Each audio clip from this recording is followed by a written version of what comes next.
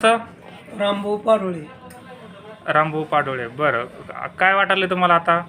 आता जरा बरं वाटायला मला. अगोदर काय होत होतं तुम्हाला?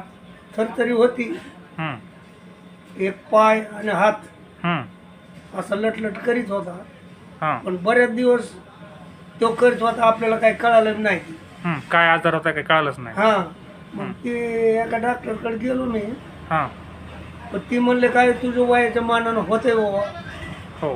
की काय पैसे खर्च करू नये. डॉक्टरच म्हणले तुम्हाला की आता हां. तू काही पैसे खर्च करू नका तुम्ही, हां. तुमचं काय कुठं नीट होत नाही, वयामानानं व्हायला लागलंय. हां, बरं, मग- त्यावेळेस ती आम्ही नाच सोडून दिला दादा. बरं.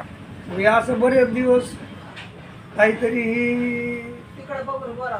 दहा एक वर्ष झालं हं, ही चालू व्हायचं त्याला. 10 वर्षापासून थरथरी होते. हो, पण ती आता जास्त व्हायला लागली. हं, मग इथं समजलं आम्हाला बाबा ही डॉक्टर आले. हं, मग तिथं आलो होतो आम्ही. हं. मग त्याने काय त्यांच्या हिशोबाने करायचे ते केलं. पण जरा परत 1 रुपयातून 12ने 12ने फरक पडलाय. बरं, दूध पण टाका येत नव्हतं काहीतरी म्हणला होता तुम्ही. हां, मग ती दाढ काढताना ती असं हात हलवत होता ना, हां, मग ते दूध खाली पडायचं हं, हं, हं. हात हालून.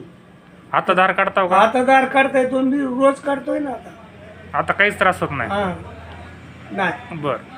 आणि कळममध्ये बी म्हणला की पाणी पिताना अंगावर सांगायचं सगळं. हॉटेलवर गेलतो पाणी प्यायला, हं, पण तिथेही पाणी पिता आलं नाही मला त्या हाताने. बरं. सगळं अंगावर सांडलं. आता प्या बरं पाणी. आता येतंय ना, प्या बरं आता. ठीक आहे, याच हाताने पितो आता. हं, पण किती फरक आहे हे तुम्हाला कळतं. हं.